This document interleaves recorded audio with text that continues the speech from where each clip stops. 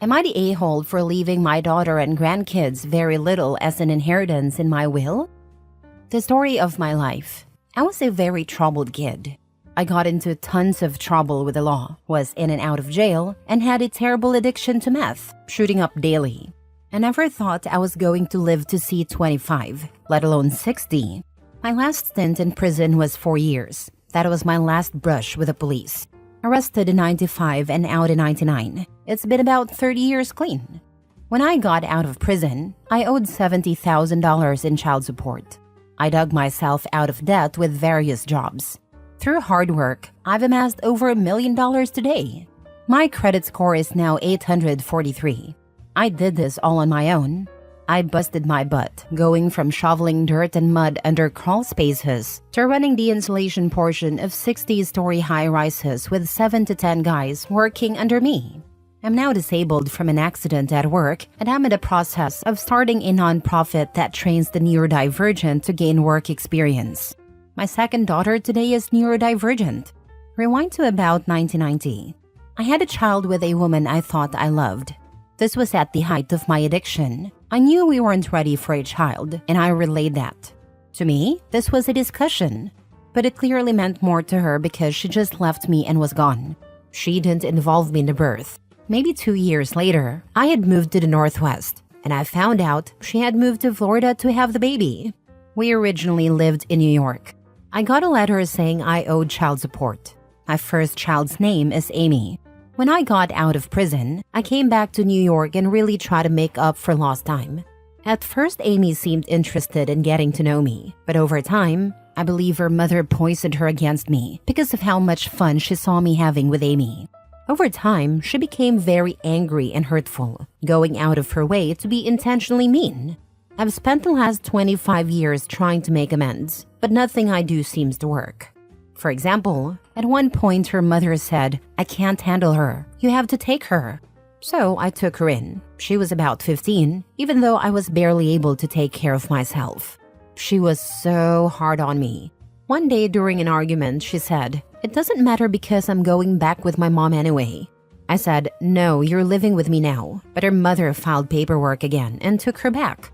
We rarely talked after that. When I did talk to her now and then, she would only ask for money. $500 here, $1,000 there. Until one day I blew up and said she couldn't use me like that. She blew up back at me, slammed the phone down, and didn't hear from her for about 10 years. I was tired of trying to force a relationship she clearly didn't want. I figured she'd call when she was ready. In 2012, I had my second daughter. I swore I was going to do this one right, and I have. She's growing up right. She's growing up wonderful. Then out of the blue, Amy calls me back. I'm 60 now, and says she wants a relationship. She wants to get to know the grandkids I've never met. We talked every day for about 3 weeks, and everything seemed fine. Then she just stopped talking. I sent her gifts for her birthday. I sent the kids hundreds worth of gifts for Christmas. No response. I haven't talked to her at any length in 5 months. Yes, I've called her, and she says, "Oh, I'm just so busy these days, but I really enjoy our talks." I feel like she's doing it again, possibly because she knows I'm older, knows I got hurt and I'm disabled, and wants to remind me that she's still in my life without doing the work of actually being in my life, hoping for some inheritance. The question is, am I overreacting? Overthinking? When I question her and she says she's just really busy, I think in this day and age, we have cell phones in our hips even when we go to the bathroom. If you can't send a text every now and then, especially when someone sends you a massive number of gifts for Christmas and birthdays, what you're really saying is, you're not that important to me. Regardless of our relationship, she has involved the grandkids now, and they shouldn't suffer, even if I don't ever get to talk to them or get a thank you. I know I screwed up. I screwed up her life. I've really tried to make amends. I have so much to offer her today.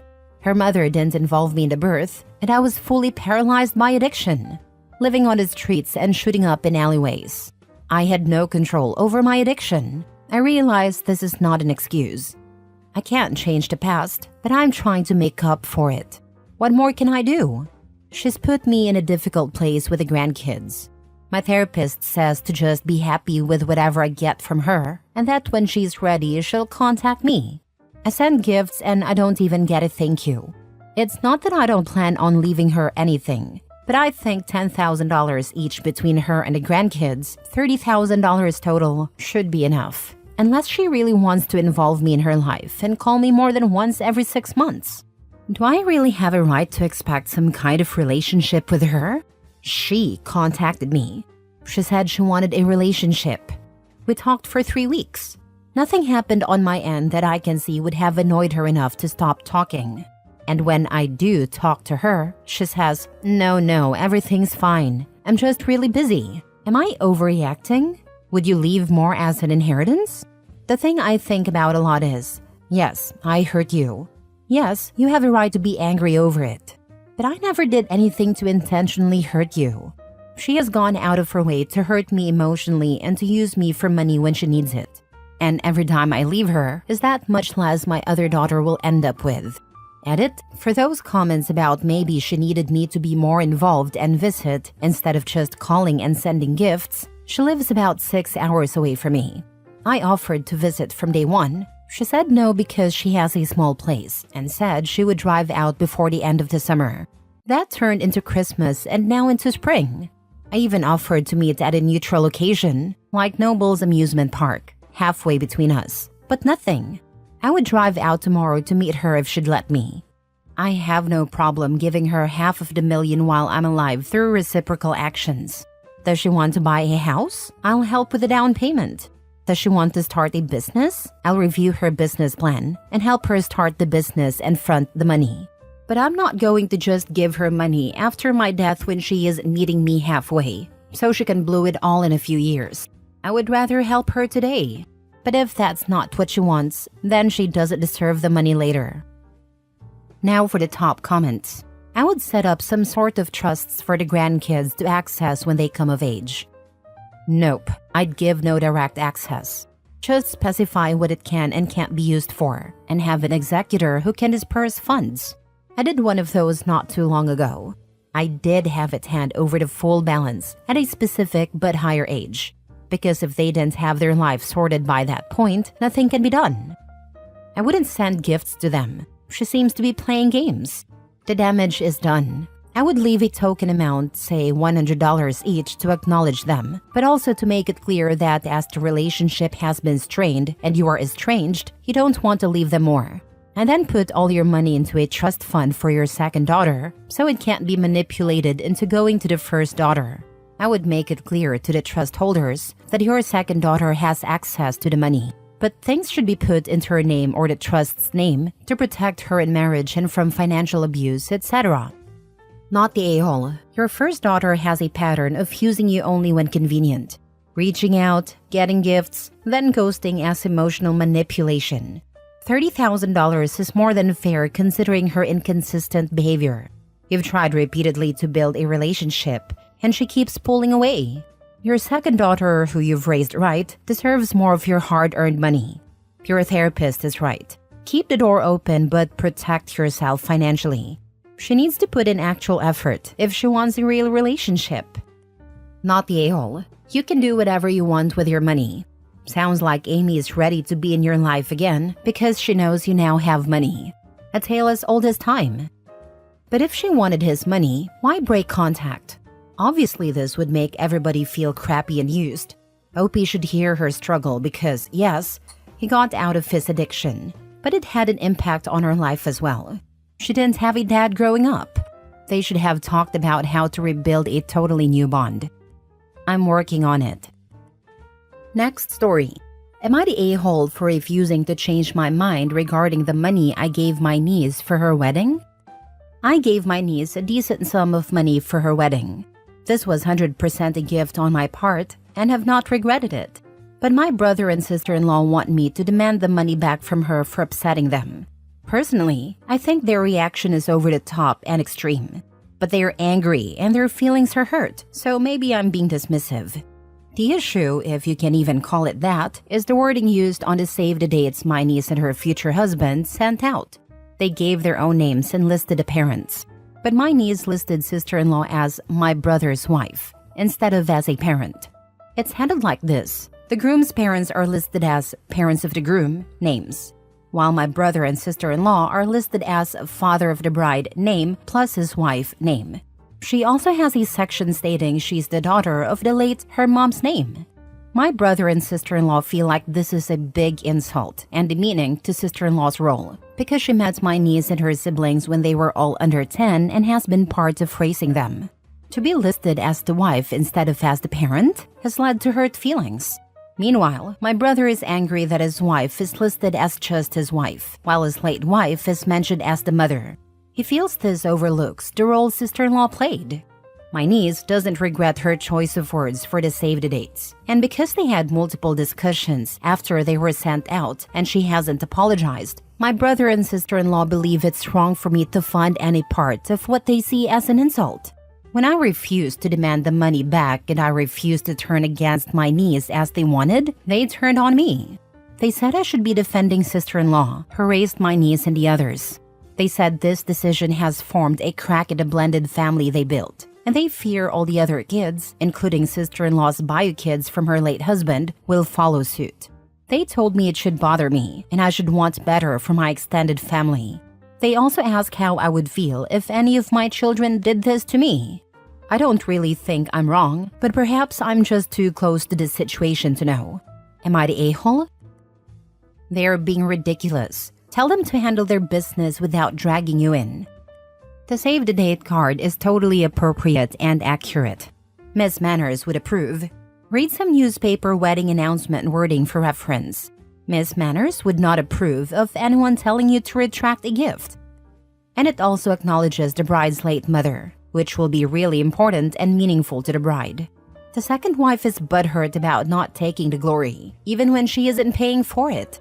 Well done, Aunt, for being loving, and tell them not to involve you in their pettiness. Not the a-hole. They listed what was true. This has nothing to do with you, and they're being completely insensitive to the fact that the niece wanted to honor her bio mom and stepmom and did. This is my feeling too. I'm glad to see others agree that demanding the money back is not something I should do. Not the a-hole. Wedding invitations are very formal, and indicating what everyone's actual relationship is to the bride and groom isn't wrong. What do they think she should do about her real mom? Just leave her off altogether? Lie to everyone and say the stepmom was the one who actually gave birth. She is showing respect for her stepmom by including her as dad's wife, because that's what she is. You don't indicate what the niece's relationship is like with her stepmom or dad, but if they continue to push the issue, they will damage their relationship with the niece, their daughter/stepdaughter. They're trying to use you as a pawn to get what they want and are being incredibly selfish. Also, I don't think this situation formed the crack. The crack was already there. My brother said she could have listed her mother still and listed sister-in-law as her parent. He said it didn't need to be so othering of sister-in-law and dismissive of the role she played. He feels the way she was listed is not good enough, and sister-in-law agrees. Just because step-parents play a role doesn't mean they're accepted as a parent in a child's eyes. I hate when people call my stepmom my mom because she isn't. No one will ever take my mom's place. Last story. I had to cut off my mother because she wouldn't follow basic safety rules with my kids. I am the oldest of 3. I got married first and had kids first. My mother loves the in-ground pool in the backyard. She offered to babysit when my first was born, and because we both worked, we were happy to have free childcare. This went okay for 1 year. When my daughter was 2 and mom had just opened a pool, I reminded her to not put the baby in the pool. You just opened it yesterday and it is not heated. The water's too cold. Mom agreed and I went to work. P.S. Mom is obese and has a lot of body fat that helps her regulate in cold water. The baby had very little. When I got home, they were both in the pool and the baby was shivering.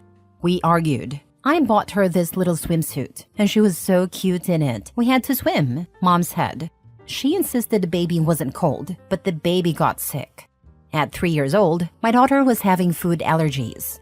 When I dropped her off, I explained that she was having food allergies. We didn't know what from, and a pediatrician had her on a strict elimination diet, slowly adding foods to find which ones she was allergic to.